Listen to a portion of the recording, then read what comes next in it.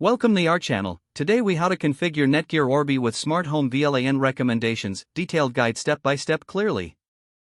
To begin, power on your Netgear Orbi router and connect it to your modem using an Ethernet cable.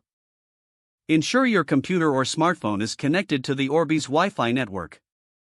Open a web browser and enter the default IP address, usually 192.168.1.1 or orbilogin.com. Log into the Orbi interface using your credentials, typically found on the router sticker. Once logged in, navigate to the routing section in the sidebar.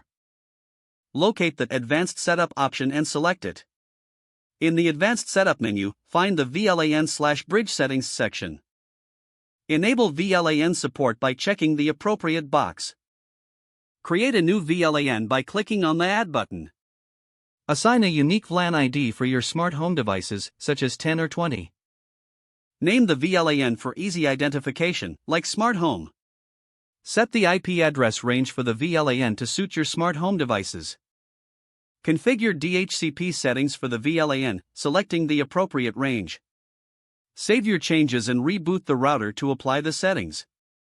Next, connect your smart home devices to this newly created VLAN. For each device, access its network settings and input the VLAN information.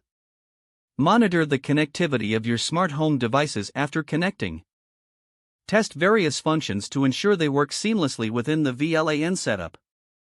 Lastly, consider reviewing your network periodically for optimal performance and security. If the page does not load, refresh the browser or try again in a private or incognito window. Make sure you are using the correct email address, then retype it carefully to avoid small typos. If your password is not accepted, use the reset option and create a new strong password you can remember. Check your spam folder for verification or security emails, then complete any requested confirmation steps. Enable two-factor authentication if available to improve account security and reduce unauthorized access risk. After signing in, review your profile details so your contact information and settings are accurate and current. If you see an error message, note it down and try again after restarting your device and internet connection. Log out when you finish, especially on shared devices, to keep your account and payment information secure. If the page does not load, refresh the browser or try again in a private or incognito window. Make sure you are using the correct email address, then retype it carefully to avoid small typos. Don't forget to like this video and subscribe to our channel for more step-by-step tech guides.